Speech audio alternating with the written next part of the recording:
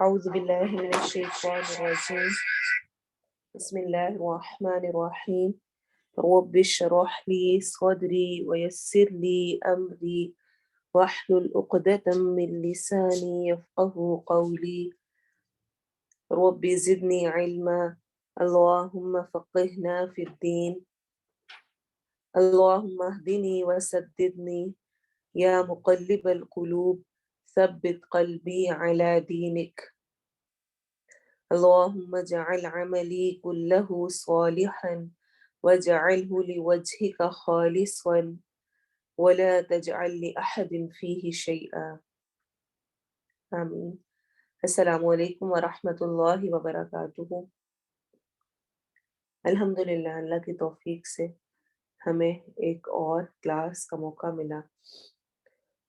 انشاءاللہ آج ہم آیہ نمبر 83 جو کہ لاسٹ ٹائم ہم نے کی تھی اس کی تفسیر کریں گے، اور اس سے پہلے کچھ وہ بیسکس جو کہ ہم نے بالکل سٹارٹنگ کی کلاس میں کی تھی اور بہت سارے نئے لوگوں کو اس میں کنفیوژنس ہیں، اس کو دور کرنے کے لیے میں ان کو ریپیٹ کروں گی. ہوپ فلی کہ یہ کلاس پرانے لوگوں کے لیے ریمائنڈر اور نئے لوگوں کے لیے اچھی سمجھ کا باعث ہوگا. سب سے پہلے تربیہ سلائڈ. شعبی رحمہ اللہ سے روایت ہے، وہ کہتے ہیں کہ سیدنا عبداللہ رضی اللہ عنہ نے فرمایا، قرآن کو ایسے تیز تیز نہ پڑھو جیسے اشعار پڑھے جاتے ہیں، اور اسے ایسے نہ بکھیرو جیسا کہ گھٹیا کھجوریں بکھیری جاتی ہیں، بلکہ اس کے عجائبات کے پاس رک جاؤ اور اس کے ساتھ دلوں کو تحریک دو. المصنف ابن ابی شیبہ. تو یہ کیا ہے؟ اثر ہے. جیسے کہ میں پہلے بتا چکی ہوں کہ سلف صالح یعنی کہ جو پچھلے نیک لوگ گزرے ہیں ان سے متعلق وہ کوئی بھی جو قول یا کوئی بھی بات بیان کرتے ہیں اس کو ہم اثر کہتے ہیں. الف سا اور را اور اگر زیادہ ہو تو آثار. تو عبداللہ رضی اللہ عنہ کا یہ اثر ہے. وہ فرماتے ہیں قرآن کو ایسے تیز تیز نہ پڑھو جیسے اشعار پڑھے جاتے ہیں. اچھا، ہمارے ہاں سب سے آرام سے ہماری لینگویج میں کیا چیز پڑھی جاتی ہے؟ اشعار. وہ حالانکہ ہم سب سے سلو پڑھ رہے ہوتے ہیں. ویسے نثر میں پڑھنے میں لوگ جلدی جلدی بول لیتے ہیں، لیکن جب اشعار بولے جا رہے ہوتے ہیں تو ان کو بڑے آرام آرام سے ریپیٹ کر کے بولا جا رہا ہوتا ہے. لیکن یہاں پر عبداللہ بن عمر نے اس کو بھی تیز قرار دیا ہے، یعنی اشعار کی طرح پڑھنا بھی قرآن کو تیز تیز پڑھنا ہے گویا. اور ہم جانتے ہیں کہ نبی صلی اللہ علیہ وسلم ایک ایک لفظ کو ٹھہر ٹھہر کے رک رک کے آرام آرام سے پڑھا کرتے ہوتے تھے. لیکن افسوس کے ساتھ ہمارا آج کل کا جو ٹرینڈ سیٹ ہو چکا ہے، ہماری تراویحیں، ہماری مسجدیں، جو کچھ پڑھا جا رہا ہوتا ہے، جو ہماری عام عوام سن رہی ہوتی ہے، ان کے نزدیک قرآن کو تیز پڑھنا ہی شاید ٹھیک پڑھنا ہے. اور اس کا اندازہ مجھے اس سے ہوا کہ میں اسی طرح بچوں کی قرآن کلاس تھی اس میں گئی، اور میں نے بچوں کے سامنے دو انداز میں پڑھا، ایک تیز اور ایک آہستہ. اور میں نے ان سے کہا کہ قاری صاحب مسجد میں کس طرح پڑھتے ہیں؟ تو ان میں سے اکثریت نے تیز والے انداز کو کہا، حالانکہ میں ان کو آرام والا انداز سمجھانا چاہ رہی تھی کہ اس طرح پڑھنا زیادہ اچھا ہے. لیکن انہوں نے جو ان کے پاس اگزامپل تھی وہ تیز پڑھنے کی تھی کہ تیز پڑھا جاتا ہے، جو کہ سمجھ میں نہیں آ رہا کہ کیا پڑھا جا رہا ہے. اور آپ دیکھیں کہ جس طرح ہم جب تجوید کے ساتھ پڑھتے ہیں تو آٹومیٹیکلی سپیڈ سلو ہو جاتی ہے. اور اگر ہم تجوید سے نہیں پڑھ رہے ہیں اور اگر ہم مخارج پر، غنہ پر اور جہاں پر مد ہونی ہے وہاں پر خیال نہیں کر رہے ہیں تو پھر کیا ہوگا؟ ویسے ہی ہم پڑھیں گے، ویسے ہی بولیں گے جیسے کہ ہم آپس میں باتیں کرتے ہوئے تیز تیز بولتے ہیں.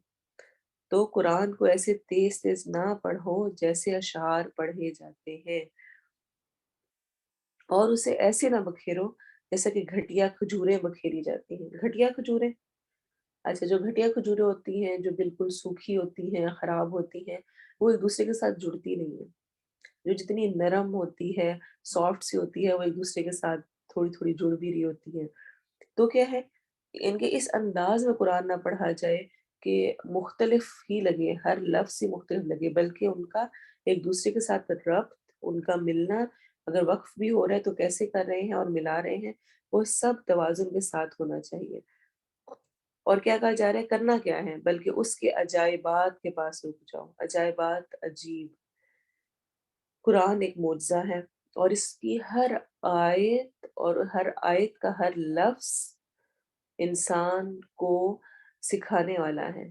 अगर आप ग्रामेटिकली क्या, तजवीद के एतबार से क्या, तफ़सीर के एतबार से क्या, हर अंदाज़ में देखना शुरू करें इस इल्म को, तो आप हैरान रह जाएँगे कि किस तरह, कहाँ पर कौन-सा लफ्ज़ यूज़ किया गया है, उस आयत के एप्रोप्रिएट अल्लाह की सिफ़त कौन-सी आई हुई है, फिर वहाँ पर जो अ, स्टाइल यूज़ किया गया है, फिर जो पढ़ने में वाव नून आ रहा है, शुरू में तो आखिर में भी वाव नून आ रहा है, आयात चल रही हैं तो एक ही तरह की साउंड में आ रही हैं, फिर उनसे मुराद क्या है, फिर एक ही लफ्ज़ है, एक ही मतलब है, लेकिन मुख्तलिफ जगह पे मुख्तलिफ अंदाज़ में यूज़ हो रहा है।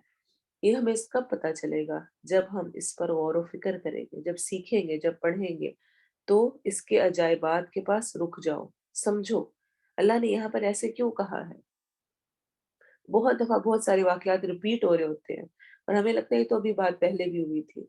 लेकिन असल में उसमें हमारे लिए एक मुख्तलिफ अंदाज़ होता है, मुख्तलिफ तरह से समझाना होता है और मकसद क्या है इन अजाइबात का, इन सब चीज़ों का कि इसके साथ दिलों को तहरीक दो, दिलों को हिलाओ, हरकत में आएँ। वो कुरान जो कि दिल को हरकत में ना लाए, गोया वो पढ़ा ही नहीं।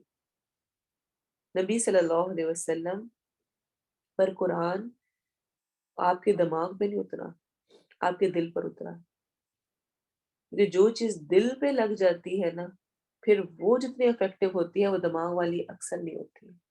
आपका ज़हन कह रहा है, आपका दिमाग कह रहा है, आपकी अकल कह रही है कि नहीं ये करना चाहिए, लेकिन आपका दिल कहीं और है, तो आप दिल के पीछे भागते हैं अक्सर। और कभी आपने सुना होगा ना, कभी हम खुद भी कह रहे होते हैं, उसने ऐसी बात कही कि दिल पे लग गई और वो अब दिल से निकल ही नहीं रही है। तो ये दिल का एक ख़ास कमाल होता है। दिल हरकत में आ जाए, तो फिर वो इंसान से करवा ही छोड़ता है। तो इसीलिए दिलों की तहरीक ज़रूरी है, दिलों का हिलना ज़रूरी है और वो हिलने के लिए ये ज़रूरी है कि जिस तरह ये नाज़िल हुआ हुआ है, जिस तरह इसको पढ़ने का हुक्म है, वैसे ही उसको पढ़ा जाए। तजवीद के एतबार से भी, फिर समझ के एतबार से भी, फिर तफ़सीर भी। अगर हम वैसे ही उसको लेंगे जैसे नाज़िल हुआ तो इंशाअल्लाह हम इससे ये फ़ायदा हासिल कर सकते हैं और अगर ऐसा नहीं हुआ, तो फिर हम सिर्फ़ खुद दिल को तसल्ली दे रहे हैं कि इतने पारे पढ़ लिए और इतना मुकम्मल कर लिया, असल में हम धोखे के सिवा कुछ नहीं कर रहे हैं। इसी वजह से आज की क्लास में मैंने एक दफ़ा दोबारा से आपकी याद दहानी के लिए तजवीद में लहन के टॉपिक को सिलेक्ट किया है। लहन पर हम बात कर चुके हैं शुरू की क्लासेस में और तफ़सीली बात की थी। लेकिन मुझे लगा कि इस पर बात दोबारा ज़रूरी है, क्योंकि बहुत सारे लोगों की तरफ से मुझे ये सुनने को मिला और जब फीडबैक्स मिल रहे होते हैं, तो उसमें पता चला कि लोग कहते हैं कि क्या ज़रूरत है इतना खपने की, आवाज़ें निकालने की, ह निकालने की, ज़ाल और इतना करके पढ़ने की, बस ठीक है पढ़ रहे हैं ना हम और मैं ठीक पढ़ रही हूँ, अल्लाह को पता है मेरी नीयत, मुझे बस ऐसे ही पढ़ना आता है, मैं ऐसे ही पढ़ सकती हूँ। अगर ऐसा होता, यकीन मानिए अगर एक बंदा भी ऐसा हो, जो कि कुरान को जिस तरह अल्लाह ने नाज़िल फरमाया है, वैसे ना पढ़ सके, तो ये अल्लाह की तरफ से ज़ुल्म होगा कि अल्लाह सब पर वो लागू करे। अगर अल्लाह ने हम पर ये लागू किया है, हमारे ऊपर ये फ़र्ज़ किया है कि हम कुरान को पढ़ें और उस तरह पढ़ें, जिस तरह नाज़िल हुआ है, तो इसका मतलब है हम सब पढ़ सकते हैं।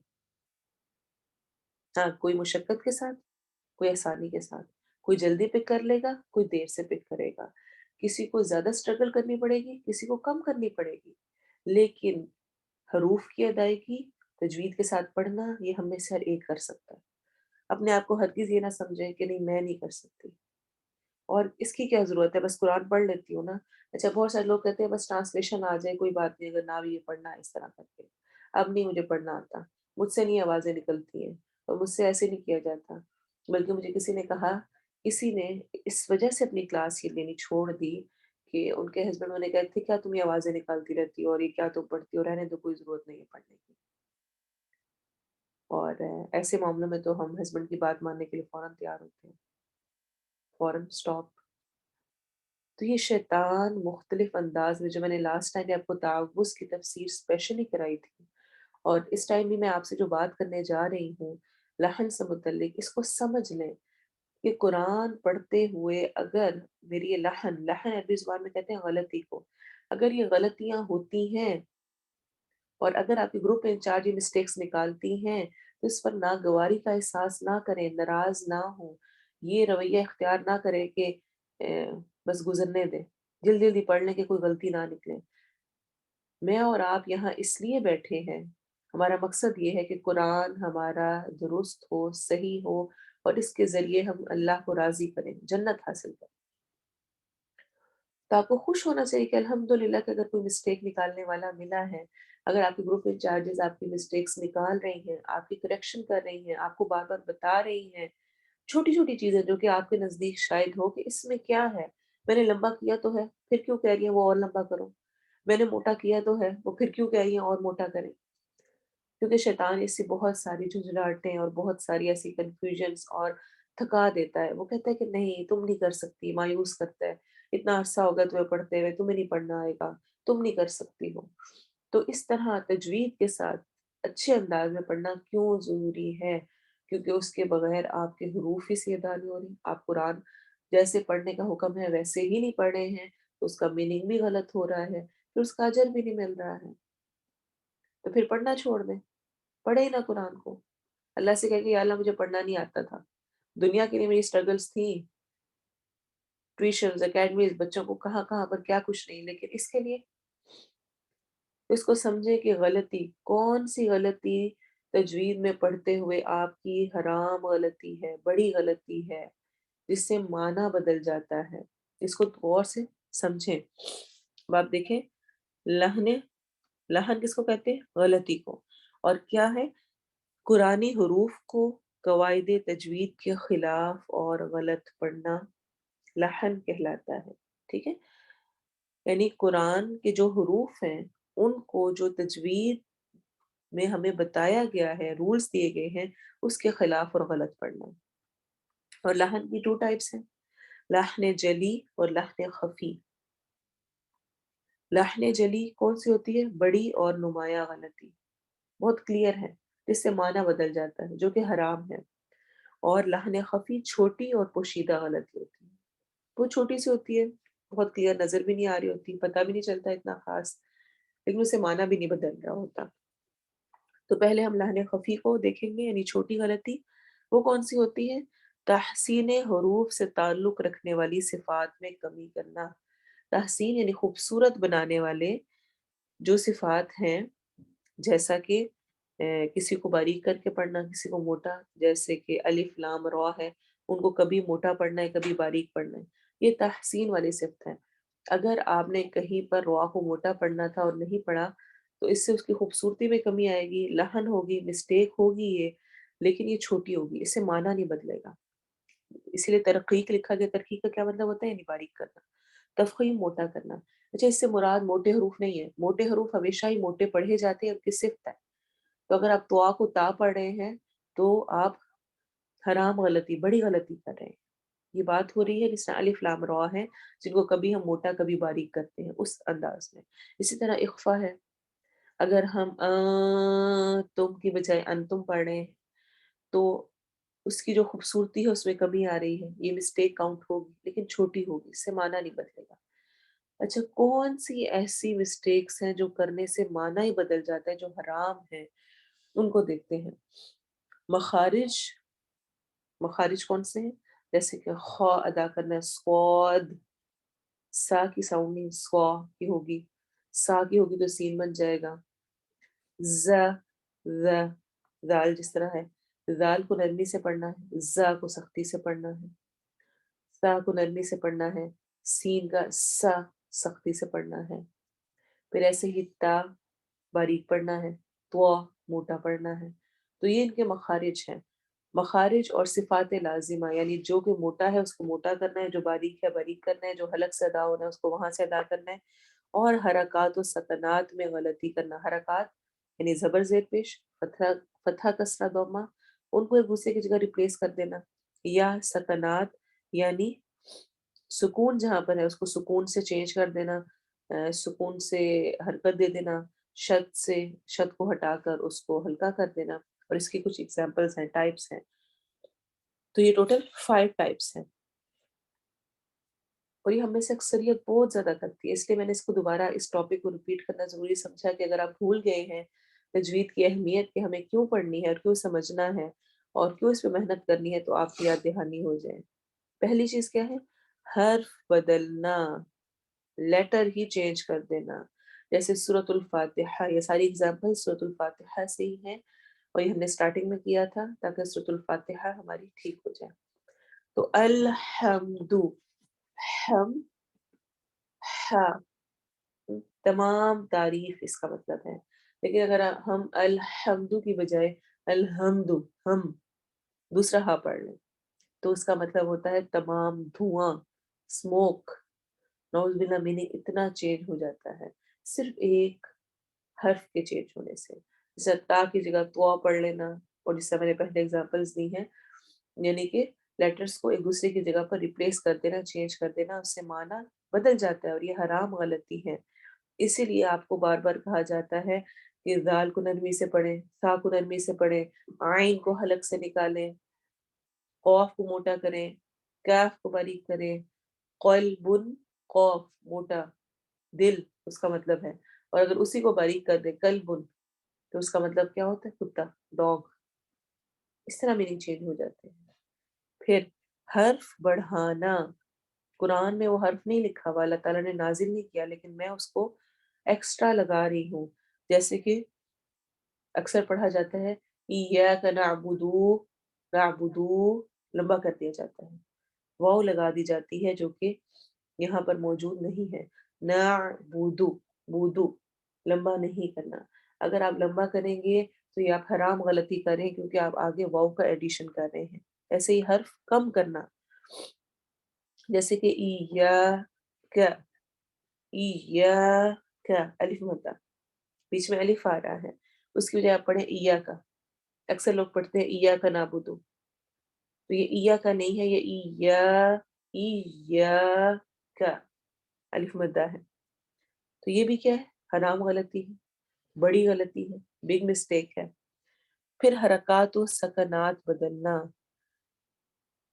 انعمت کی بجائے انعمتو پڑھ دینا۔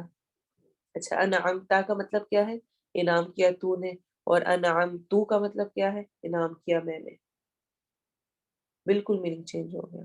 ایسے ہی مخفف و مشدد بدلنا، مخفف یعنی کہ جو لائٹ ہے، جزم والے حروف ہیں، سکون والے، ان کو شد سے بدل دینا، اور شد والے کو دوسرے والے سے بدل دینا، جیسے کہ ایاک کو ایاک پڑھنا۔ اس کی مسٹیک بہت سارے لوگ کرتے ہیں، ایاک کی بجائے ایاک پڑھتے ہیں، ایاک، تو ایاک۔ تو اس لیے چھوٹا غفلت اور تھوڑا تھوڑا چھوڑ دینا ہی ایسی بڑی حرام غلطیوں کو لے آتا ہے۔ اس لیے خوب محنت کریں، خوب کوشش کریں۔ کل قیامت کے دن جنت میں داخلے کے وقت اللہ نے کہنا ہے پڑھتے جاؤ، چڑھتے جاؤ، جتنا قرآن آتا ہے اتنا پڑھو اور چڑھو، اور تمہاری وہ جگہ ہے جہاں پر تم پہنچو گے، جہاں تک تم نے پڑھ لیا۔ مجھے پڑھنا ہی نہ آتا ہوا، میں ابھی 10 لوگوں کے گروپ میں نہیں پڑھ سکتی، اور میں اسی لیے لسنر بنی بیٹھی ہوئی ہوں کہ مجھے سنانا پڑے گا، یا میں اس لیے گروپ اپنا نہیں لے رہی ہوتی ہوں کہ کیا سب کے سامنے شرمندہ ہوں گی، اور جو سب کے سامنے سنانا پڑے گا، اور جو اللہ کے سامنے حاضر ہوگا، یعنی مجھے جنت میں جانے کا شوق نہیں ہے۔ ٹھیک ہے، مشکلیں اگر لگتی ہیں چھوڑ دیں، چھوڑ کے کیا ہوگا؟ نہ سیکھے تجوید، کیا نقصان ہوگا؟ زندگی گزر جائے گی، سب کی گزر رہی ہے۔ اللہ نے آپ کو موقع دیا، ہر کسی کو میسر نہیں ہے، بہت سارے لوگ چاہتے ہیں، بہت سارے لوگ کے نیٹ ایشوز ہیں، بہت سارے لوگوں کے اور ایشوز ہیں، وہ نہیں کر پاتے۔ اگر اللہ نے آپ کو مواقع دیے ہیں تو اس کو اویل کریں، اس سے فائدہ حاصل کریں، ٹھیک ہے؟ تو تجوید پہ ضرور غور کریں، اپنی مسٹیکس خود نکلوائیں۔ گروپ انچارجز الحمدللہ ساری ویلکمنگ ہیں۔ اگر آپ کو لگتا ہے کہ نہیں گروپ انچارج سے آپ میں سے سیٹسفائی نہیں ہے، ویسے مسٹیک سے نکال رہے ہیں، مجھے ضرور پہنچائیں، بتائیں، ہم اس میں اور بہتری کی کوشش کریں گے اور اصلاح کی کوشش کریں گے۔ لیکن اپنے آپ کو سیکھنے سے نہ روکیں، پیچھے نہ ہٹائیں، ڈی موٹیویٹ نہ ہو، اپنے اس سفر کو جاری رکھیں، کوشش کریں، اللہ تعالیٰ آپ کی مدد کرے گا۔ پھر گرامر کے اعتبار سے جو ایک ضروری چیز ہے وہ ہے روٹ ورڈز، جس پر بہت سارے اسٹوڈنٹس نے کویسچنس کیے اور وہ کرتے رہتے ہیں اب تک۔ تو میں نے ضروری سمجھا کہ ہم نیکسٹ جو ہماری ٹرانسلیشن اور گرامر چلنی ہے اس سے پہلے اس کو دوبارہ سے ریپیٹ کر دو۔ دیکھیں روٹ ورڈ کہتے ہیں عربک میں کسی بھی ورڈ کی جو بیسک ہے، جو بیس ہے، اور وہ مل کر بنتی ہے 3 لیٹرز کے ساتھ، کوئی سے بھی 3 لیٹرز ہو سکتے ہیں۔ اچھا وہ 3 لیٹرز کہاں ہوتے ہیں؟ اسی اتنے بڑے سارے لفظ کے اندر، لیکن ان میں سے بھی 2 ٹائپس ہیں۔ اب آپ نے یہ یاد رکھنا ہے کہ روٹ ورڈ میں حروف کی تقسیم 2 طرح کی ہے۔ روٹ ورڈ میں، یہ میں تجوید کی بات نہیں کر رہی، تجوید میں الف واو یا، الف واو یا مدہ کہلاتا ہے، مد اصلی کہلاتا ہے، یہاں پہ ہم مد اصلی کی بات نہیں کریں۔ یہاں روٹ ورڈز میں حروف کی ٹائپس 2 ہیں، 2 طرح کی قسمیں ہیں۔ ایک ہوتے ہیں حروف علت، الف واو یا، الف واو یا کو حروف علت کہتے ہیں۔ علت علیل سے ہے، علیل اردو میں ہم استعمال کرتے ہیں نا، وہ بہت علیل ہے، بیمار ہے۔ تو یہ الف واو یا بیمار رہتے ہیں، اور بیماری کی وجہ سے یہ ایک دوسرے کو ریپلیس کرتے رہتے ہیں، کبھی ایک بیمار ہو گیا دوسرا اس کی جگہ آ گیا، کبھی دوسرا ہو گیا تو پہلا اس کی جگہ آ گیا، اور کبھی ایسا ہوتا ہے کوئی ایک بالکل ہی ڈراپ ہو جاتا ہے، چھٹی پہ چلا جاتا ہے، غائب ہو جاتا ہے۔ تو آپ نے اسے یاد رکھنا ہے۔ اب جب بھی روٹ ورڈ میں الف واو یا میں سے کوئی لیٹر آ رہا ہو تو کبھی تو آپ اس کو اس کی اصل شکل میں ہی اس ورڈ کے اندر پا لیں گے جو آپ پڑھ رہے ہیں، کبھی آپ اس کو واو کو الف کی جگہ پہ دیکھیں گے، الف کو واو کی جگہ پہ، یا کو واو کی جگہ پہ چلا جائے گا، کبھی ایک دوسرے کی جگہ پر آ جاتے ہیں، اور کبھی ایسا ہوتا ہے بالکل ہی ڈراپ ہو جاتے ہیں، ہوتے ہی نہیں ہیں۔ مثلا کچھ ایگزامپلس دیکھتے ہیں تاکہ آپ کو اور کلیئر ہو، جیسے کہ اعوذ، آ میں کے لیے ہوتا ہے، باقی کتنے لیٹرز بچ کے عین واو دال، یہاں پر عین واو دال ویسے کا ویسے ہی آ رہا ہے۔ پھر یو میں بھی یا واو میم ویسے ہی روٹ ورڈ آ رہا ہے۔ الدین میں الف لام تو ناؤن کی نشانی ہے، باقی کیا بچا؟ دال یا نون، تو یہ اس کا روٹ ورڈ ہے۔ نستعین میں اب کیسے پتا چلے کیا روٹ ورڈ ہے؟ اتنا بڑا سارا لفظ ہے، تو ہم جانتے ہیں کہ شروع میں نون لگ گیا، یہ فعل مضارع کی نشانی ہے، پریزنٹ فیوچر ٹینس کی، اس کا مطلب ہے ہم۔ الف سین تا اکثر آ رہا ہوتا ہے کچھ مانگنے کے لیے، جس طرح ہم استغفر اللہ کہتے ہیں، میں اللہ سے بخشش مانگتی ہوں۔ استخارہ اللہ سے اختیار، اللہ سے خیر مانگنا، ایسے ہی یہ استعانہ مدد مانگنا ہوتا ہے۔ اچھا یہاں پہ دیکھیں روٹ ورڈ کیا ہے؟ عین یا نون، یہاں پہ لکھا وہ ورڈ کے اندر عین یا نون ہے، لیکن اس کا روٹ ورڈ ہے عین واو نون آؤن۔ تو یہاں پر واو روٹ ورڈ اصل میں واو تھا، لیکن یہاں پر اس کی جگہ پر یا آیا ہوا ہے۔ تو اس طرح حروف علت چینج ہو ہوتے ہیں۔ ایسے اہدینا دکھا ہمیں میں یا ڈراپ ہے، صرف ہا اور دال ہمیں لکھا ہوا نظر آ رہا ہے، اور نہ تو ہم جانتے ہیں ہم کے لیے ہوتا ہے۔ پھر المستقیم میں قاف یا میم جو اینڈ پر ہے، یہ قاف واو میم اصل میں تھا، لیکن یہاں پر یہ قاف یا میم آ رہا ہے۔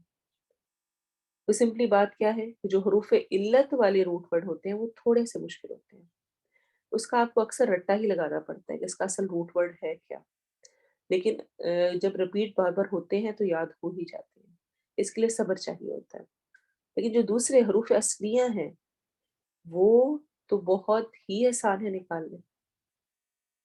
الف و یا کے علاوہ جتنے حروف ہیں وہ سب اصلی ہیں، اور جب وہ روٹ ورڈ میں آ رہے ہوتے ہیں تو وہ ایز اٹ از ہی وہی روٹ ورڈ ہوتا ہے، وہ ایک دوسرے کی جگہ پہ بالکل ریپلیس نہیں ہوتے، ڈراپ نہیں ہوتے ہیں۔ کوئی بھی ورڈ آپ اٹھائیں گے تو آپ کو اس کے اندر وہ من و ان ویسے کے ویسے ہی مل جائیں گے۔ جیسے کہ الحمد میں روٹ ورڈ کیا ہوگا؟ الف لام ایکسٹرا ہم جانتے ہیں، یہ ناؤن کے لیے آتا ہے، باقی کیا ہوگا؟ ہا میم دال۔ رب میں را با با روٹ ورڈ ہے۔ العالمین میں الف لام شروع میں ہم جانتے ہیں اس لیے آ رہا ہے ناؤن کے لیے۔ جانون آخر میں اس لیے آ رہا ہے جمع کے لیے۔ بیچ میں کیا رہ گیا؟ عالم۔ عالم میں بھی اگر کوئی حروف علت والا الف واؤ یا ہے تو وہ بھی ڈراپ ہو جائے گا، تو ہم نے الف کو بھی ڈراپ کر دیا، باقی کیا بچا؟ عین لام میم، یہ اس کا روٹ ورڈ ہے۔ ایسے ہی الرحمن الرحیم میں را ہا میم، ایسے ہی مالکی میں میم لام کاف، نعبدو میں عین با دال، اسی کے اندر روٹ ورڈ موجود ہے۔ تو 3 لیٹرز کسی بھی ورڈ کے اندر ہی موجود ہوتے ہیں جو اس کی بیس ہوتے ہیں۔ اس کو جاننا کیوں ضروری ہے؟ کیونکہ اگر آپ کو یہ پتا ہو، اس کا ایک میننگ پتا ہو، تو آپ کے لیے ٹرانسلیشن کرنا آسان ہے۔ مثلا بہت سمپل سی اگزامپل آپ کو دیتی ہوں۔ عین لام میم علم، علم کا لفظ قرآن میں مختلف انداز میں آیا ہے۔ مثلا اعلم میں جانتا ہوں، علم اس نے سکھایا، پھر تعلمون تم سب جانتے ہو، یعلم وہ جانتا ہے، اور اسی طرح کر کے یعلمنا وہ سکھاتا ہے ہمیں۔ تو سب میں کیا ہے؟ علم رکھنا، جاننا۔ اس کا اگر مجھے عالمہ علم کا میننگ پتا ہے تو وہ کسی بھی سٹرکچر میں آ جائے گا، اس کا مین بیسک جو ٹرانسلیشن ہے وہ مجھے آتی ہوگی تو وہ بہت اچھی ہے۔ اچھا، یہ روٹ ورڈز آپ کو سکھانے کا مقصد ہے آپ کی گرامر اور ٹرانسلیشن میں ہیلپ کرنا، اور کنفیوز اور پریشان نہیں کرنا۔ تو اگر آپ کو سمجھ نہیں آتی، آپ ایسے ہی یاد کرنا چاہتے ہیں، ٹرانسلیشن کو ٹھیک ایسے ہی کریں، اور اگر آپ سمجھ کے کریں جس طرح آج کا اثر بھی تھا، جائے بات پہ رک جائیں، ایک ایک لفظ پہ غور کریں تو آپ کو زیادہ مزہ آئے گا۔ اور یقین مانیں وَلَقَدْ يَسَّرْنَا الْقُرْآنَ لِلذِّكْرِ، اللہ نے اس قرآن کو، اس ذکر کو ہمارے لیے آسان کیا ہوا ہے، اس کو ہرگز مشکل نہ سمجھیں، اس پہ محنت کریں گے تو انشاءاللہ اللہ کی مدد ضرور ساتھ شامل ہوگی۔ اب ہم تفسیر پہ دیکھتے ہیں۔ آیت نمبر 83 بہت ہی اہم آیت ہے، اور بنی اسرائیل سے جو عہد لیے گئے ان میں سے ایک عہد کا ذکر ہے، بلکہ وہ تمام احکامات جو کہ بنی اسرائیل کو دیے گئے اس کی یہ سمری ہے، اسینشیلز ہیں اس آیت کے اندر، اور اسی سے ملتے جلتے احکامات ہمیں یعنی امت محمدیہ صلی اللہ علیہ وسلم کو بھی دیے گئے ہیں۔ انہوں نے کیا رویہ اختیار کیا اور ہمارا کیا حال ہے، ہمیں اس پر غور کرنا ہے، کیونکہ اللہ تعالیٰ سورہ یوسف میں بھی فرماتے ہیں لَقَدْ كَانَ فِي قَصَصِهِمْ عِبْرَةٌ لِأُولِي الْأَلْبَابِ، البتہ تحقیق ان کے واقعات، ان کے قصوں میں، ان کی کہانیوں میں، ان کے واقعات میں عقل والوں کے لیے عبرت ہے، نشانیاں ہیں۔ تو دوبارہ سے یاد دہانی کہ یہ صرف بنی اسرائیل کے لیے نہیں ہے ذکر، بلکہ ہمیں اپنے حال پر بھی غور کرنا ہے، یہ احکام ہمارے لیے بھی ہیں۔ پہلا حکم کیا دیا جا رہا ہے؟ لا تعبدون الا اللہ، نہ تم عبادت کرو گے مگر اللہ کی۔ تو اللہ نے پختہ عہد بنی اسرائیل سے لیا، اور اس میں پہلا کیا تھا؟ لا تعبدون الا اللہ، کہ تم اللہ کے سوا کسی کی بھی عبادت نہیں کرو گے، کسی اور کے آگے نہیں جھکو گے، کسی اور سے نہیں مانگو گے، کسی اور کو سجدہ نہیں کرو گے۔ تمہاری ساری قربانی، جینا مرنا، معاملات، عبادات، ہر چیز کس کے لیے ہوگی؟ اللہ کی ذات کے لیے۔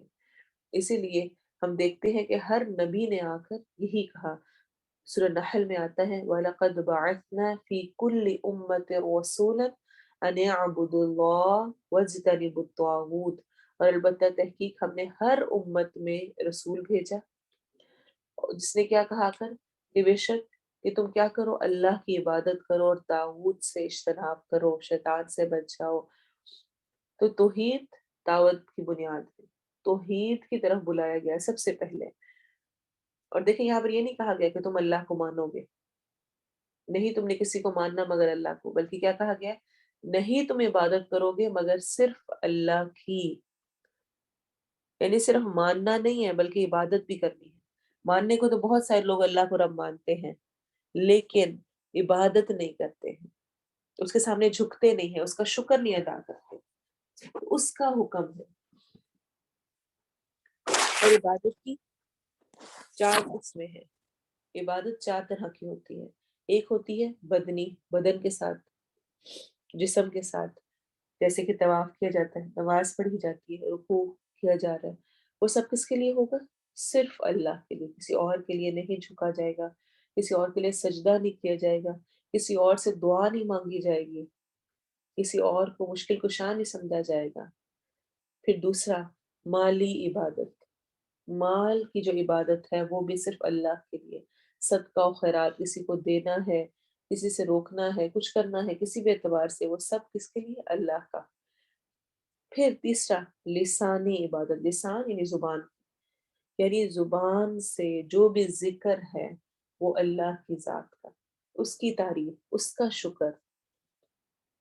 और फिर चौथी है कल्बी इबादत, दिल की इबादत। दिल में अल्लाह की ज़ात का होना, उसको मानना, उसको समझना और उसी से इल्तिजाई करना, उसी को तन्हाई में भी याद करना, उसी पर भरोसा करना, ये भी इबादत की किस्म है, एक टाइप है।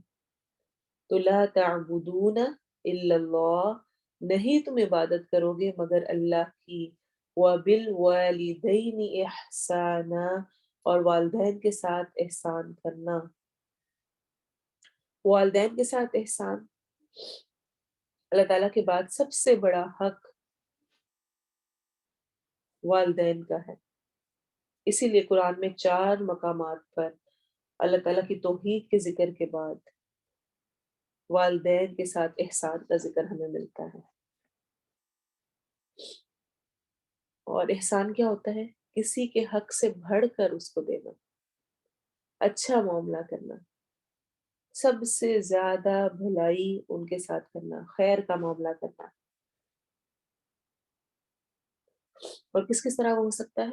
कुरान ही हमें सिखाता है। कौल में, फ़ेल में, माल में, नेमतों में, मामलात में, दुआओं में, सब में उनके साथ एहसान करना। आप सल्लल्लाहु अलैहि वसल्लम से पूछा गया, कौन-सा अमल अल्लाह को सबसे प्यारा है? फरमाया वो नमाज़ जो अव्वल वक़्त में पढ़ी जाए। जो नमाज़ का वक़्त शुरू हुआ तो फ़ौरन पढ़ी गई। फरमाया फिर तो आप सल्लल्लाहु अलैहि वसल्लम ने फरमाया वालिदैन से हुस्न सुलूक, अच्छा सलूक करना। अच्छा पहला, इसको मैं थोड़ा-सा डिस्कस करना चाहूँगी। पहले तो ये कि कौली एतबार से, ज़ुबान से, और इसका ज़िक्र सूरह बनी इसराइल में बहुत क्लियर आता है। अल्लाह ने हमें बहुत ही क्लियर कर दिया कि कोई शक की गुंजाइश नहीं रही, अच्छा शायद इतना सा बोलने की इजाज़त हो। तो अल्लाह ने क्या फरमाया है? फला तकुल लहुमा उफ़, बस ना तुम उन्हें कहना उफ़, हाय क्या मुसीबत, क्यों, मैं ही करूँ, मेरे लिए। वला तनहरहुमा, और ना तुम उन दोनों को झिड़कना। वकुल लहुमा कौलन करीमा, और उन दोनों के लिए इज्जत एहतराम वाला कौल, बात कहना, यानी बात में भी एहतराम भी हो, सलीका भी हो, इज्जत भी हो। जरा सोचें अपने आप को, अपने वालिदैन के साथ कैसा रवैया है बोलने में। सबसे ज्यादा रिस्पेक्ट के जो मुस्तहिक हैं बात करने में, नजरें झुका के और अच्छे अंदाज में, वो कौन है? वालिदैन। इज्जत भी, एहतराम भी, सलीका भी। अच्छा, और हम सबसे रफ अंदाज में गुफ्तगू किनसे करते हैं? अपने वालिदैन से। बच्चियां अपनी माँओं से, और बाप अक्सर बाप से बच्चे कर रहे होते हैं, और अपना हक समझते हैं, और समझते हैं ऐसे ही बड़े हो गए, और ऐसे ही इतनी तवानाई और जवानी मिल गई, और अब जो चाहे जैसे कहें अपने वालिदैन को कहते रहें, बोलते रहें। उन्होंने कौन-सा कुछ कहना है, उन्होंने फिर भी खिलाए भी जाना है, पिलाए भी जाना है, सारी बातें भी मानी जानी है, माफ़ भी कर देना है। क्योंकि अल्लाह ने والدین کے اندر ایک فطری ایسی محبت ڈالی ہے کہ چاہے وہ اوپر سے ڈانٹ بھی رہے ہوں، ناراض بھی ہو رہے ہوں، غصے بھی ہو رہے ہوں، چاہے جو مرضی ہمیں ان سے شکایتیں ہوں، ان کے دل میں ہمارے لیے خیر خواہی ہی ہوتی ہے۔ ان کی ناراضگی میں بھی ہمارے لیے خیر خواہی ہے، ان کے غصے میں بھی ہمارے لیے خیر خواہی ہے۔ اسی لیے والدین کے ساتھ حسن سلوک کا حکم ہے۔ ان کی وجہ سے میری ایگزسٹنس ہے، یاد رکھیں۔ اس دنیا میں میری ایگزسٹنس جن کی وجہ سے ہے، ان کا سب سے بڑا احسان مجھ پر ہے۔ وہ خود کو تھکا دیتے ہیں، کھپا دیتے ہیں، راتیں جاگتے ہیں، دن بھر والد کس طرح مزدوری کرتا ہے، مال کماتا ہے، ایجوکیشن کا انتظام کرتا ہے، کھانے پینے کا انتظام کرتا ہے، ماں کس طرح سے سنبھالتی ہے، پھر اس کے بعد بڑا کرتی ہے، اولاد کے کمفرٹ کی ہمیشہ فکر ہوتی ہے، خود اپنے نوالے چھوڑ کر کھلاتے ہیں، اور ہم کہیں کہ سو واٹ، کیا کیا آپ نے میرے لیے، اور بس پتہ ہے ہمیں کتنی محبت ہے اور کتنا آپ کرتے ہیں۔ وَبِالْوَالِدَيْنِ إِحْسَانًا، اور اپنے والدین کے ساتھ احسان۔ اور یاد رکھیں، والدین میں آپ کے اپنے والدین بھی ہیں، پھر استاد بھی اسی درجے میں آتے ہیں، پھر آپ کے جو سسرالی رشتے ہیں وہ بھی اسی میں آتے ہیں۔ سب کے ساتھ رویہ کیسا ہے؟ پھر دوسرا فیل عملی طور پر بھی، سامنے تو آپ ہاں جی کر رہے ہیں، ساری باتیں سن رہے ہیں، لیکن ساتھ ناک منہ بھی چڑھا رہے ہیں۔ جسم کا جو آپ کا پوسچر ہے، جو آپ کا سٹائل ہے، ماتھے پہ بل لانا اور ہاتھوں کو ماتھے پہ مارنا اور ناگواری کا احساس دینا، اس سے بھی منع کیا گیا ہے۔ ایروگینس کے ساتھ نہیں، ناک چڑھا کر، کندھے اچکا کر، ایسا رگڑا کر، ایسا رویہ نہیں، بلکہ فعلی طور پر بھی فیل ہو کہ آپ والدین کے ساتھ احسان کا۔ اچھا، پھر یاد کر لیں احسان کیا ہے؟ دوسرے کو اس کے حق سے بڑھ کر دینا۔ اچھا، پہلے ایسا نہیں تھا، لیکن آج کل کے دور میں ایسا بھی اب یہ رواج اب بڑھتا جا رہا ہے کہ بچوں کو بہت شکایتیں ہوتی ہیں اپنے والدین سے۔ وہ ایسے تھے، انہوں نے یہ کیا، انہوں نے یہ کیا، پھر یہ نہیں کیا، میرے ساتھ یہ کیا، باقیوں کے ساتھ بہت زیادہ کرتے تھے، میرے ساتھ نہیں کرتے، فلاں کے ساتھ یہ ہے، اس کے ساتھ یہ نہیں ہے، تو بہت ساری باتیں۔ احسان کیا ہے؟ کسی کو اس کے حق سے بڑھ کر دینا۔ اگر آپ یہ سمجھتے ہیں کہ وہ حق نہیں رکھتے، پھر بھی ان کو ان کے حق سے بڑھ کر دینا ہی احسان ہے، جو کہ مجھے کرنے کا حکم دیا گیا ہے، جو کہ مجھے کرنا ہی کرنا ہے۔ پہلی بات یہ کہ والدین سے بڑھ کر کوئی محبت میں مخلص ہو ہی نہیں سکتا۔ لیکن ہمیں پھر بھی شک ہے تو یاد رکھیں، جو بھی رویہ ہے سوائے یہ کہ وہ شرک کا حکم دیں، اللہ کے ساتھ شریک ٹھہرانے کا، ہر حال میں والدین کی ماننی ہے، ان کا خیال کرنا ہے۔ کس طرح سے؟ قولی بھی، پھر فعلی بھی، پھر مال کے ساتھ بھی۔ جب خرچ کرنے نکلے، جب سوچیں کچھ خرچ کرنے کا، تو سب سے پہلے والدین، ان کی پسند کا کچھ لے جائیں۔ بڑی بڑی چیزوں کی ضرورت نہیں ہے، کچھ ان کو پسند ہے، ان کو جلیبی پسند ہے، جاتے ہیں وہ لے کے، ان کو لسی پسند ہے، وہ ان کے لیے بنا دی، فلاں چیز کام یہ کر سکتے ہیں، فلاں کام کر دیا۔ چھوٹی چھوٹی چیزیں، خدمت، کاموں میں مدد، اچھی طرح بات کر لینا، اس کی برکتوں سے جو آپ کی زندگی میں برکتیں آئیں گی، اس کا آپ تصور بھی نہیں کر سکتے ہیں۔ بہت سارے لوگ ہمارے ارد گرد ہیں۔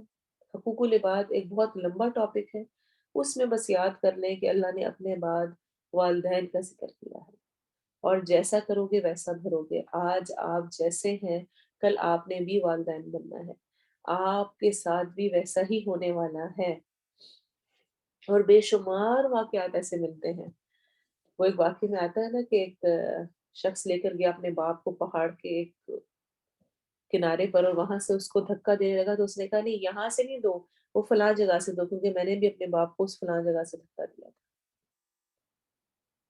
تو یہ تو ایسا مکافات عمل ہے کہ جو انسان کو دنیا میں بھی نظر آ جاتا ہے۔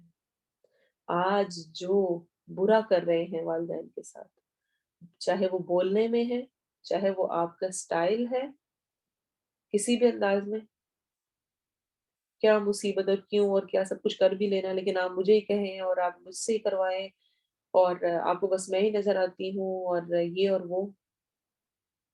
اچھا، اور یہ جو آیت ہے نا کہ ان کو اف نہیں کہنا اور جھڑکنا نہیں ہے، اس سے پہلے خاص طور پہ ذکر ہے ان کے بڑھاپے کا، کیونکہ جوانی میں کیا ہوتا ہے؟ جوانی میں تو والدین اپنے سر لیتے رہتے ہیں، بچی نہیں اٹھ رہی ہے تو ماں کہے گی کوئی بات نہیں میں برتن دھو لیتی ہوں، کوئی بات نہیں میں یہ کام کر لیتی ہوں، کہ کوئی بات نہیں آرام کریے، خیر ہے کچھ نہیں ہوتا میں کر دیتی ہوں، اس کی محبت کرتی رہتی ہے چپ کر کے۔ باپ بھی کما رہا ہے، لا رہا ہے، سب کچھ کر رہا ہے، بیٹا کوئی بات نہیں، اگر ابھی پڑھ رہا ہے، ابھی یہ کر رہا ہے، وہ کر رہا ہے، ریلیکس ماحول۔ اصل بات، اصل ٹیسٹ تب آتا ہے اولاد کا جب والدین کرنے کے قابل نہیں ہیں، وہ اٹھ کے کر نہیں سکتے، وہ آپ کے محتاج ہو گئے ہیں، وہ آپ سے اب چاہتے ہیں کہ آپ کریں، آپ ان کو کر کے دیں گے تو ان کے لیے کچھ سہولت ہو سکے گی، آپ ان کے لیے کچھ کپڑے استری کر دیں، ان کے کپڑے دھو دیں، ان کا کمرہ صاف کر دیں، ان کو کچھ کھانے کو بنا دیں، کھانے کا پوچھ لیں، بہت چھوٹی چھوٹی چیزیں ہیں، اجر میں بہت زیادہ بڑی ہیں، اسی لیے ہمیں بے شمار احادیث ملتی ہیں۔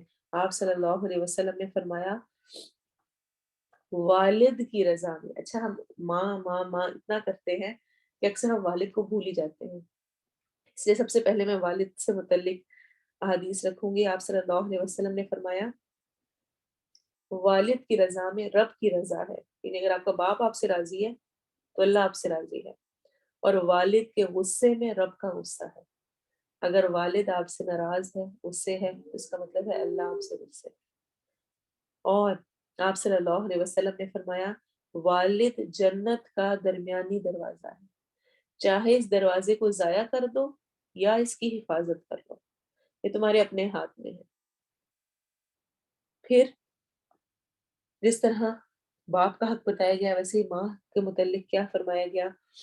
آپ صلی اللہ علیہ وسلم کے پاس ایک شخص آیا اور اس نے کہا اے اللہ کے رسول میرے سب سے زیادہ اچھے سلوک کا حقدار کون ہے؟ میں سوچوں کہ میں نے بہت اچھا کسی کے ساتھ کرنا ہے تو وہ کون ہے جس کے ساتھ میں کروں؟ تو فرمایا تمہاری ماں۔ پوچھا اس کے بعد کون؟ فرمایا تمہاری ماں۔ پھر پوچھا اس کے بعد کون؟ فرمایا تمہاری ماں۔ اس نے پوچھا اس کے بعد کون؟ تو آپ نے فرمایا تمہارا باپ۔ یعنی شروع کر کے اینڈ تک بھی ماں باپ۔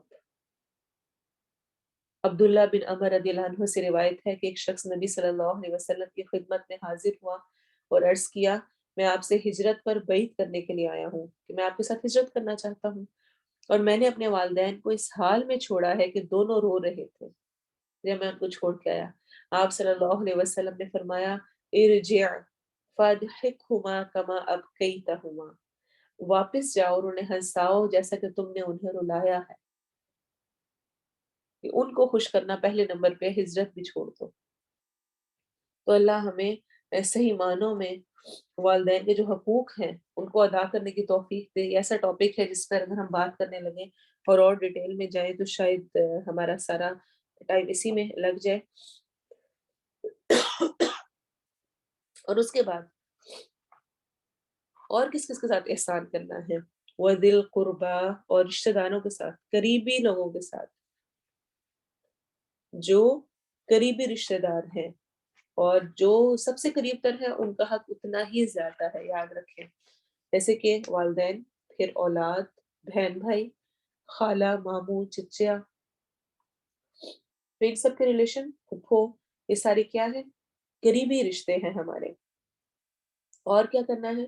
والیتامى، اور یتیموں سے، والمساکین، اور مسکینوں سے، ان سب کے ساتھ کیا حکم دیا جا رہا ہے؟ احسان، احسان کا رویہ، احسان کرنا ہے، ان کے حق سے بڑھ کر دینا ہے۔ والدین کے ساتھ، ذی القربہ، قریبی رشتہ داروں کے ساتھ، آپ صلی اللہ علیہ وسلم نے کیا فرمایا؟ جو چاہتا ہے، جسے پسند ہے کہ اس کی روزی میں برکت ہو، اس کو زیادہ رزق ملے اور اس کی عمر دراز ہو، تو چاہیے کہ وہ صلہ رحمی کرے۔ اچھا ہم یہ دونوں چیزیں چاہتے ہیں، عمر بھی لمبی ہو، رزق بھی بہت ہو، مال وافر ہو، لیکن ہم یہ کب چیک کرتے ہیں، کب چاہتے ہیں؟ خود دل کی تنگی کے ساتھ۔ دل کی تنگی نہیں رکھنی، دل کی وسعت، صلہ رحمی کرنی ہے تو اس سے یہ فائدہ حاصل ہوگا۔ اور یہاں پر گزرتے گزرتے میں اس حدیث کو بھی ریپیٹ کرنا چاہوں گی۔ آپ صلی اللہ علیہ وسلم نے فرمایا بدلے میں صلہ رحمی کرنا صلہ رحمی نہیں ہے۔ کوئی اچھا کر رہا ہے آپ بھی اچھا کر رہے ہیں، کوئی بول رہا ہے آپ بھی بول رہے ہیں، کوئی دے رہا ہے آپ بھی دے رہے ہیں، کوئی اسمائل کے ساتھ آپ سے مل رہا ہے آپ بھی مل رہے ہیں، یہ صلہ رحمی نہیں ہے، بلکہ صلہ رحمی کرنے والا وہ ہے، صحیح بخاری کی روایت ہے کہ جب اس کے ساتھ قطع رحمی کی جائے تب وہ صلہ رحمی کرے، جب دوسرا منہ موڑے تب وہ اس کی طرف دیکھ کر بات کرے، جب دوسرا تیوری چڑھا کے بات کرے تب اسمائل کے ساتھ بات ہو، جب دوسرا پوچھے نہیں آپ کو، اہمیت نہ دے، تب اس کو اہمیت دی جائے، یہ صلہ رحمی ہے اصل میں۔ تو احسان کا رویہ، اور پھر یتامہ اور مسکین کا خاص طور پہ اس لیے ذکر ہے کہ جو یتیم ہوتا ہے وہ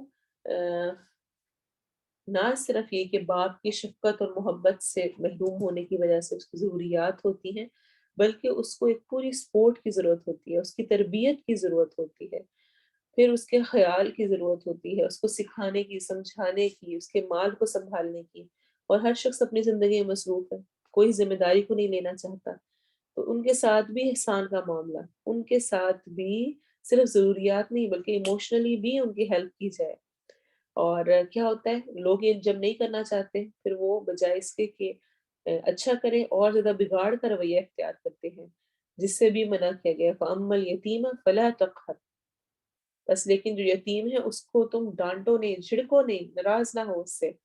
اور مسکین، مسکین کون ہے؟ سمپل آپ کہیں گے سفید پوش، وہ کہ ہو سکتا ہے اس کے والدین ہوں لیکن بیمار ہے، معذوری ہے، جاب نہیں ہے، تو ایسے گھروں میں بھی خاص طور پہ مدد ہونی چاہیے، جو اپنی مدد خود نہیں کر سکتے، جو دوسروں کو بتانا بھی نہیں چاہتے، کسی کو پتا بھی نہیں لیکن وہ خود بھی اپنی ہیلپ نہیں کر پا رہے ہیں، ان کے ساتھ احسان کا رویہ۔ تو دیکھیں اسلام کتنا خوبصورت دین ہے کہ جنہوں نے ہم پر احسان کیا ان کے ساتھ بھی احسان کرنے کا حکم دیتا ہے، اور جنہوں نے ہمارے ساتھ کوئی تعلق نہیں، کچھ نہیں کیا، ان کے ساتھ بھی احسان کا معاملہ کرنے کا حکم دیا گیا ہے۔ پھر وَقُولُوا لِلنَّاسِ حُسْنًا، اور کہو لوگوں سے اچھی بات، ایک بہت اہم آیت کا جز ہے، اس پر انشاءاللہ ہم آیت مکمل کر کے بات کرتے ہیں۔ لوگوں سے اچھی بات کہنا، اس سے اصل میں کیا مراد ہے اور اس میں کیا کچھ شامل ہے۔ وَأَقِيمُوا الصَّلَاةَ، اور قائم کرو نماز، وَآتُوا الزَّكَاةَ، اور ادا کرو زکوٰۃ۔ تو آپ دیکھیں گے آیت میں شروعات کس سے ہوئی؟ لا تعبدون الا اللہ، اللہ کے علاوہ کسی کی عبادت نہیں کرو گے، اور اینڈ کس پہ ہو رہا ہے؟ اقیموا الصلاۃ وآتوا الزکاۃ، اور درمیان میں کیا ہے؟ حقوق العباد۔ اور یہ ہمیں کیوں ایسے اس ترتیب کے ساتھ کیوں دیا گیا؟ کہ صرف یہ نہیں کہ اللہ کی عبادت میں اور نماز روزے میں اور ان چیزوں میں ایسا لگنا ہے کہ دوسرے قریبی انسانوں کے حقوق تلف کرنے لگے، ان کو ادا نہ کریں، عبادات کرنی ہے اور اس کے اندر اس کے ساتھ ساتھ حقوق العباد بھی دینے ہیں، ان کے ساتھ بھی احسان کا رویہ کرنا ہے۔ یہ نہیں کہ اپنی عبادات میں ایسا مشغول ہونا ہے کہ دوسروں کے ساتھ اپنے رویے خراب کر لینے ہیں، صحیح انداز میں بولنا نہیں ہے، ان کو وقت نہیں دینا ہے، اس سے منع کیا گیا ہے۔ ثم تولیتم، پھر منہ موڑ لیا تم نے، الا قلیلا منکم، سوائے قلیل تعداد کے تم میں سے، وانتم معرضون، اور تم اعراض کرنے والے ہو۔ تو منہ موڑ لیا قلیل تعداد کے تم میں سے کچھ، اور تم اعراض کرنے والے ہو، تو اللہ تعالیٰ نے اس کا بھی ذکر کر دیا کہ کچھ لوگ ایسے تھے جو کہ اس پر قائم رہے لیکن اکثریت نے منہ موڑ لیا اور وہ اعراض کرنے والے تھے۔ اس کی تلاوت سنیں پھر ہم دوبارہ بات کریں گے وَقُولُوا لِلنَّاسِ حُسْنًا پر انشاءاللہ بھی گئے۔ ميثاق بني إسرائيل لا تعبدون إلا الله وبالوالدين إحسانا وذي القربى واليتامى والمساكين وقولوا للناس حسنا وأقيموا الصلاة وآتوا الزكاة ثم توليتم إلا قليلا منكم وأنتم معرضون۔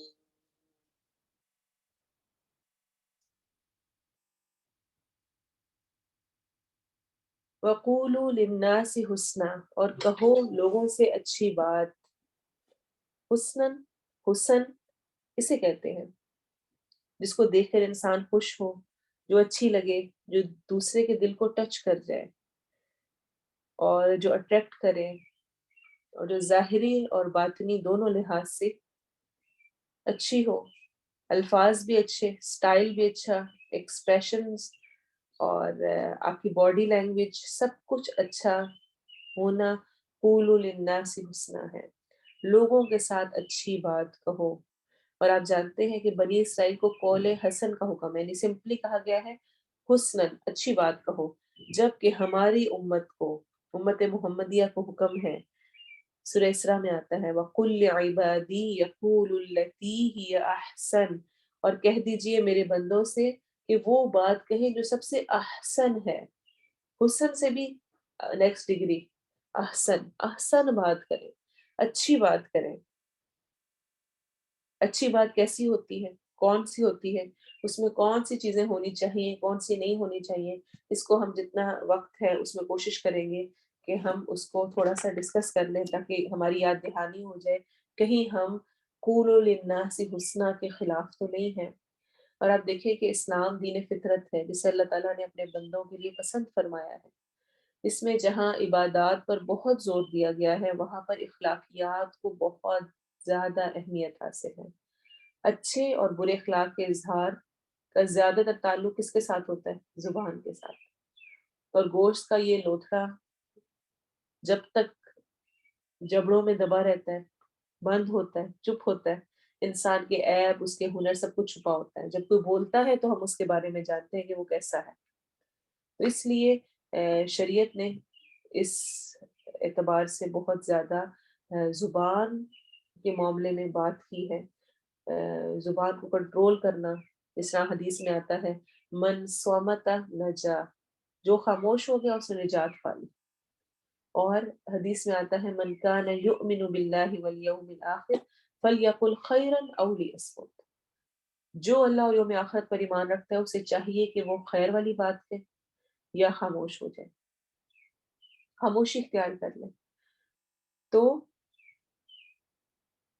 زبان کا خیال کرنا اور اس میں اچھی بات کہنا، یہ ہمارا دینی اعتبار سے فرض ہے۔ اسی طرح آتا ہے کہ ایک دفعہ عقبہ بن عامر رضی اللہ عنہ کہتے ہیں میں نے نبی صلی اللہ علیہ وسلم سے پوچھا اے اللہ کے رسول نجات کس بات میں ہے، کس چیز سے مجھے نجات مل سکتی ہے؟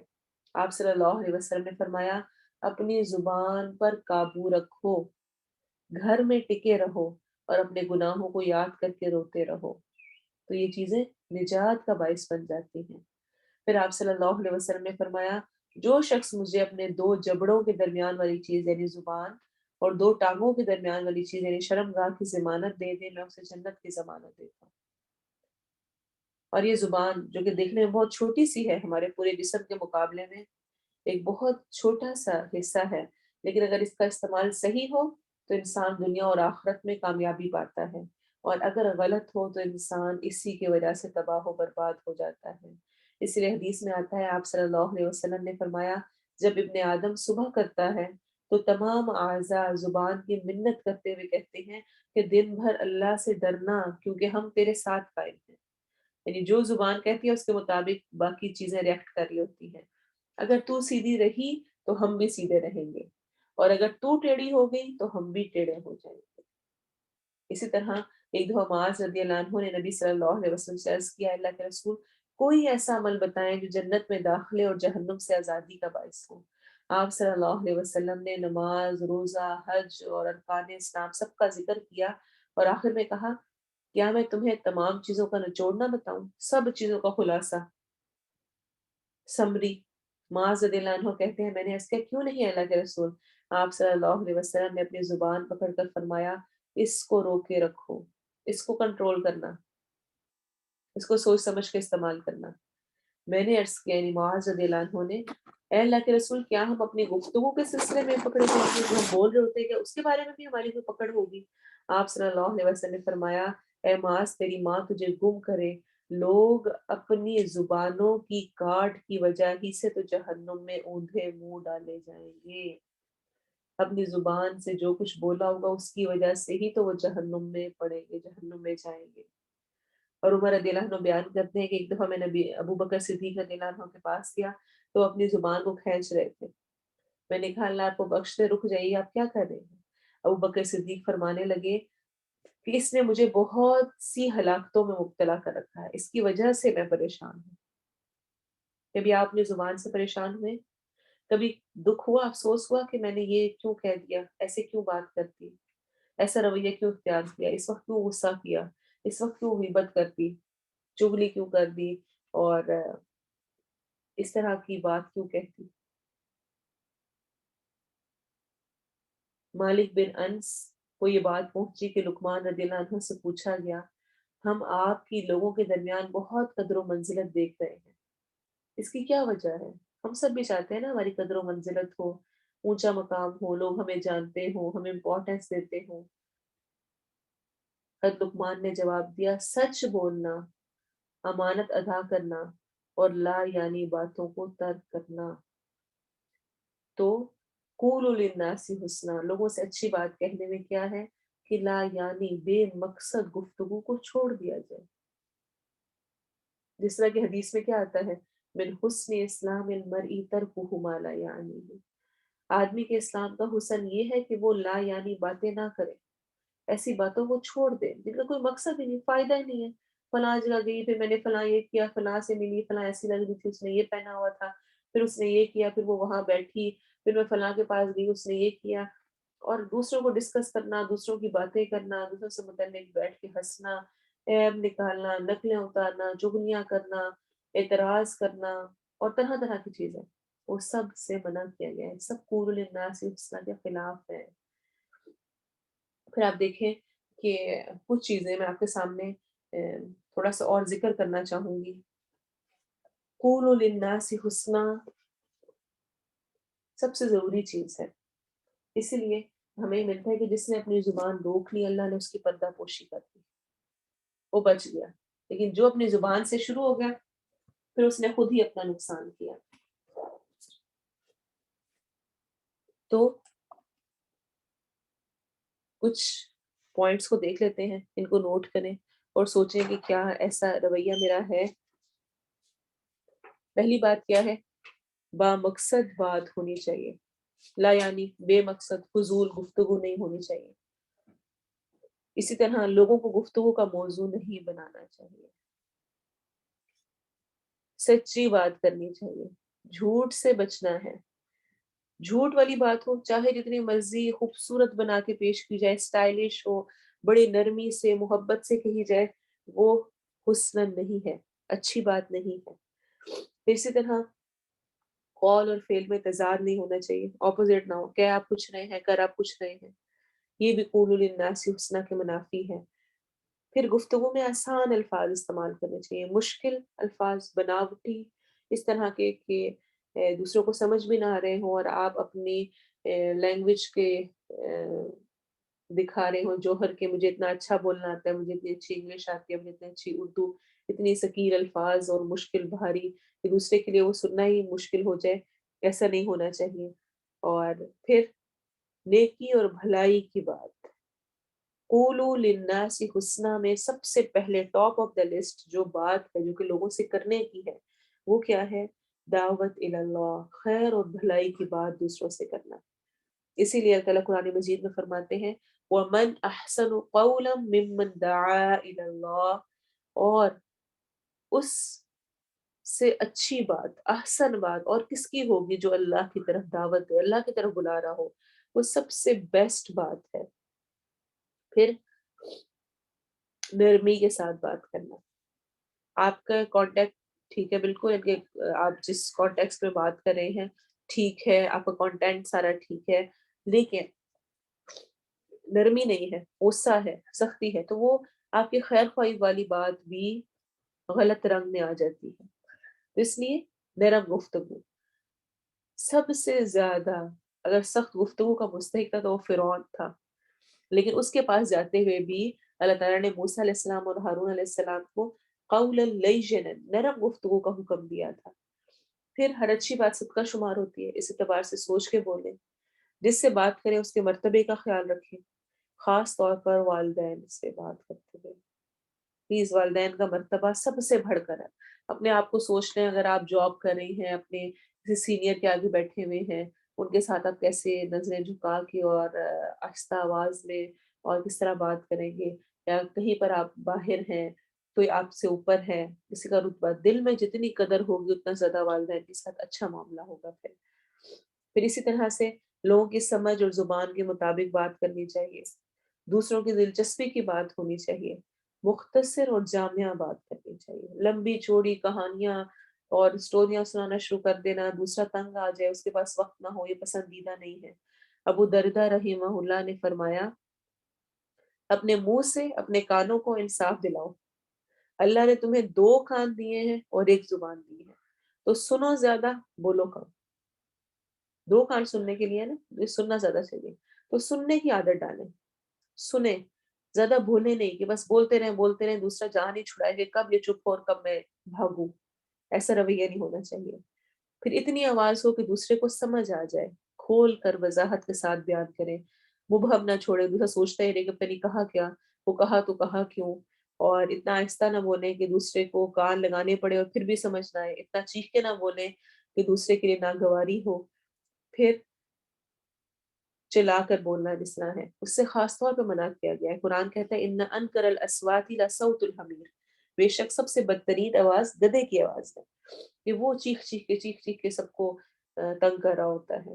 پھر بہت تیز تیز نہیں بولنا چاہیے، نہ بہت ہی آہستہ۔ پھر چہرے کے تاثرات بھی اچھے ہوں، کہ آپ بہت اچھی بات کریں لیکن اسپاٹ چہرہ ہے اور سڑا ہوا آپ کا موڈ ہے تو اس کا بھی فائدہ نہیں ہے۔ پھر الفاظ کا چناؤ اچھا ہونا چاہیے، اچھے ورڈز یوز کیے جائیں، اسی طرح کسی کی تحقیر نہیں ہونی چاہیے۔ مسلمان وہ ہے جس کے ہاتھ اور اس کی زبان سے دوسرے محفوظ رہیں۔ تو طنزیہ جملے، ذو معنی باتیں، دوسروں کو چوٹیں لگانا، اعتراض کرنا، بلیم کرنا، یہ سب رویہ قول للناس حسنیٰ کے خلاف ہے۔ اللہ نے ہمیں حکم دیا ہے کہ ہم لوگوں کے ساتھ حسناً اچھے انداز میں بات کریں۔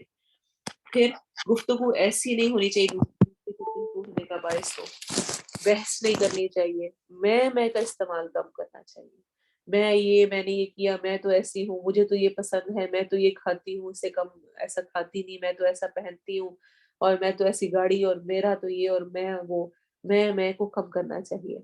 پھر ہر وقت ہنسی مذاق نہیں کرنا چاہیے، بات بات پر قسم نہیں کھانی چاہیے، تکیہ کلام کا استعمال کم کرنا چاہیے، ایک موضوع پر ہی بات کریں، یہ نہیں ایک بات یہاں شروع کی، ایک کی ٹانگ ادھر سے پکڑی، ایک کی ادھر سے پکڑی، کوئی بات اینڈ ریزلٹ تک نہیں پہنچی۔ پھر نہ سے بات نہیں شروع ہونی چاہیے، نو نو کر کے بات نہ شروع کریں، دوسرے کی بات کو سنیں، اس کو کہے کہ اچھا آپ کی یہ بات ٹھیک ہے، آپ کی اپنی رائے ہوگی لیکن یہ اس طرح کر کے بھی ہے۔ نو کر کے ہم دوسرے کا سوچنے سمجھنے کا جو ایک اس کا لیول ہوتا ہے وہ ختم کر دیتے ہیں۔ ایسے ہی ماتھے پہ بل ڈال کر نہ بات ہو، ذاتی مسائل کا بہت زیادہ ذکر نہیں کرنا چاہیے۔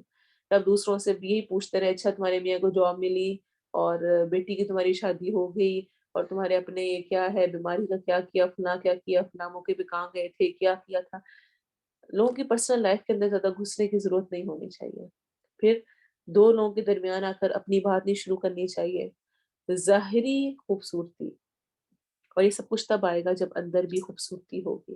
پھر لعن طعن، گالی گلوچ سے بچنا چاہیے۔ آپ صلی اللہ علیہ وسلم نے فرمایا، زیادہ لعنت کرنے والے قیامت کے دن نہ تو گواہی دینے والے ہوں گے اور نہ ہی شفاعت کرنے والے۔ صحیح مسلم کی روایت ہے، یعنی نہ وہ گواہی دینے والوں میں شامل ہوں گے، نہ وہ شفاعت کریں گے۔ اور ایسے ہی آپ صلی اللہ علیہ وسلم نے فرمایا، جس وقت کوئی آدمی کہے کہ لوگ ہلاک ہوئے تو سب سے زیادہ ہلاک ہونے والا وہی ہے۔ اور یاد رکھیں آپ صلی اللہ علیہ وسلم نے فرمایا، مومن آدمی تان کرنے والا، تانے دینے والا، لعنت کرنے والا، فحش گوئی کرنے والا اور زبان دراز نہیں ہوتا۔ اگر آپ دوسروں کو پہ لعنت بھیجتے ہیں، اگر آپ دوسروں پہ تانے کرتے ہیں، تم ایسے، تم یہ اور تم وہ، اور طرح طرح کی تانا بازی اور فحش کوئی برے الفاظ استعمال کرتے ہیں، زبان دراز کرتے ہیں، یعنی جو بات نہیں ہے ویسا اس کو اور بڑھا چڑھا کے بیان کرتے ہیں، تو آپ مومن نہیں ہیں۔ پھر کسی پر کافر اور فاسق کا الزام لگانا، جو کہ ہمارے ہاں بہت کامن ہو چکا ہے۔ ہر فرقہ دوسرے فرقے کو، ہر شخص دوسرے کو کہتا ہے وہ کافر ہے، وہ فاسق ہے، وہ گناہ گار ہے، وہ منافق ہے۔ آپ صلی اللہ علیہ وسلم نے فرمایا، کوئی شخص کسی شخص کو فسق کی اور اس کو کفر کی تہمت نہ لگائے کیونکہ جس کو یہ کہا گیا ہے اگر وہ اس کا اہل نہیں تو وہ کلمہ کہنے والے پر واپس لوٹ آتا ہے، واپس اس کے پاس آ جاتا ہے۔ اسی طرح فضول لا یعنی گفتگو نہیں ہونی چاہیے، بے جا مبالغہ اور تعریفیں نہیں ہونی چاہیے۔ اس کے بارے میں بھی آپ صلی اللہ علیہ وسلم نے فرمایا کہ بے جا ایسی تعریف جو کہ ہے نہیں اور بنا بنا کے کی جا رہی ہو اس کے بارے میں، کہ جس وقت تم تعریف کرنے والوں کو دیکھو تو ان کے منہ میں مٹی ڈال دو۔ صحیح مسلم کی حدیث ہے۔ پھر اسی طرح بد دعائیں نہیں دینی چاہیے، عیب جوئی نہیں کرنی، یہ بھی قول للناس حسنی کے خلاف ہے۔ کسی کی نقل نہیں اتارنی۔ آپ صلی اللہ علیہ وسلم نے فرمایا میں اس بات کو پسند نہیں کرتا کہ میں کسی کی نقل اتاروں اور میرے لیے اتنا اتنا مال ہو، یعنی اس پر مجھے چاہے بے شمار پیسے ملنے ہوں میں پھر بھی کسی کی نقل نہیں اتاروں گا۔ پھر سرگوشیوں میں باتیں کرنا بھی قول للناس حسنی کے خلاف ہے۔ پھر بالوں کی کھال نکالنا، آپ صلی اللہ علیہ وسلم نے 3 بار فرمایا تباہ ہوئے بالوں کی کھال نکالنے والے۔ پھر بہت زیادہ باتیں، تکلف، اس سے بھی منع کیا گیا ہے۔ تو اللہ ہمیں قول حسن کہنے کی توفیق دے، اسی میں ہمارے لیے خیر ہے، اسی میں اجر ہے اور یہی ہماری نجات کا باعث ہے۔ ابن کثیر رحمہ اللہ فرماتے ہیں قول حسن یہ ہے کہ نیکی کا حکم دے، برائی سے منع کرے، بردباری اور عفو درگزر سے کام لے۔ اور اگر آپ کو کچھ بھی نہیں کرنا آتا، اچھی گفتگو نہیں کرنی آتی، کچھ نہیں کہنا آتا، تو اتنی پیاری صحیح مسلم کی حدیث ہے، چھوٹا سا عمل یہ کرنا ہے۔ کیا ہے؟ کسی نیکی کو حقیر نہ سمجھو، اگر تم کچھ اور نہ کر سکو تو کم از کم اپنے بھائی سے کھلے چہرے کے ساتھ مل لو، اسمائل کے ساتھ مل لو۔ باتیں نہیں اچھی کر سکتے، آپ کو زیادہ باتیں نہیں کرنی آتی، کم از کم اسمائل کے ساتھ اچھے انداز میں دوسرے کو مل ہی لیں، یہی آپ کے لیے اجر کا باعث بن جائے گا۔ تو اللہ ہمیں توفیق دے کہ ہم قول حسن پر قائم رہنے والے ہوں۔ اپنے ایکسپیرینس جو آپ کلاس میں سن رہے ہوتے ہیں اور پھر آپ جو سوچ رہے ہوتے ہیں کہ اچھا مجھے اب یہ کرنا ہے یا میں نے اپنی اس چیز میں امپروومنٹ لانی ہے، اس چیز کو بہتر کرنا ہے، اس کو ضرور مین گروپ میں شیئر کیا کریں۔ سب کے لیے سیکھنے کا موقع ہوتا ہے۔ ایک ایک پوائنٹ بھی اگر آپ ڈسکس کریں گے تو وہ سب کے لیے یاد دہانی ہوتا ہے، اچھا ہاں یہ پوائنٹ اس طرح تھا یا ہم نے یہ بات کہی تھی، اور آپس میں بھی ریلیشن ڈیولپ ہوتا ہے، سب کے ایک دوسرے کے ساتھ یاد دہانی ہوتی ہے، پتہ چلتا ہے کہ میرے ساتھ اور لوگ بھی لینے والے ہیں اور وہ بھی سیکھ رہے ہیں، وہ بھی پڑھ رہے ہیں، اور اپنی اٹینڈنس مارک کریں۔ اللہ تعالیٰ ہم سب کو عمل کی توفیق دے اور جو کچھ ہم نے پڑھا سنا ہے اس کو ہمیں اپلائی کرنے والا بنائے۔ آمین ثم آمین۔ سبحانک اللہم و بحمدک، اشہد ان لا الہ الا انت، استغفرک و اتوب الیک۔ سبحان ربک رب العزة عما یصفون وسلام علی المرسلین والحمد للہ رب العالمین۔ والعصر ان الانسان لفی خسر إلا الذين آمنوا وعملوا الصالحات وتواصوا بالحق وتواصوا بالصبر۔ السلام علیکم ورحمۃ اللہ وبرکاتہ۔